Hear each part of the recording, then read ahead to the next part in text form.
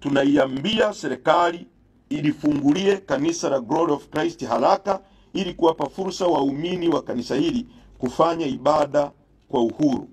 Tunawasihi pia viongozi wote wa dini watoke hadharani kukemea vitendo hivi vya utekaji, kwa sababu wanaotekwa ni waumini wa dini mbalimbali. Hii ni nchi pekee duniani ambayo mtu anatoka kukemea uovu anaadhibiwa. This is a high level ya impunity. Uliwahi kuona wapi? Kwani kanisa na misikiti kazi yake ni nini? Si ni kukataa maovu, ni kuhubiri ili watu waokoke waende mbinguni. Kuteka watu ni jambo jema, ni jambo la kimungu? Sio jambo la kimungu. Kuua watu, sheria zipo. Kama mtu anakosa, akamatwe, apelekwe polisi, apelekwe mahakamani, ndio wanachosema utawala wa sheria. Kuua watu kihuni, kidhalimu, kuchukua judgment ya kuua watu ni jambo la kimungu. Watu wanajipa majukumu ya kuua watu. Tunazungumza kuhusu Beni Sanane, ni zaidi ya miaka 4-5. Tunazungumza kuhusu Azori Gwanda, mwandishi wa habari mwenzenu.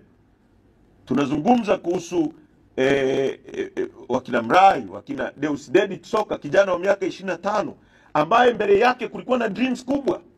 Tunazungumza kuhusu Kaswahili. Tunazungumza kuhusu Mdude Nyagari. Tunazungumza kuhusu Shadrack Chaura. Tunazungumza kuhusu hata mjumbe wa mkutano mkuu wa CCM Bwana Daniel Choncholi amechukuliwa, watu wanatekwa. Leo askofu anatoka anakemea utekaji, anafungiwa kanisa, anaambiwa anafanya siasa. Utekaji sio siasa. Utekaji ni uhalifu, ni dhambi. Yetu ya msingi ni kwa sababu tumejiridhisha kuwa: moja, msajili wa vyama vya siasa hana mamlaka ya kutafsiri katiba ya chama kwa namna anavyoona yeye, tofauti na uhalisia.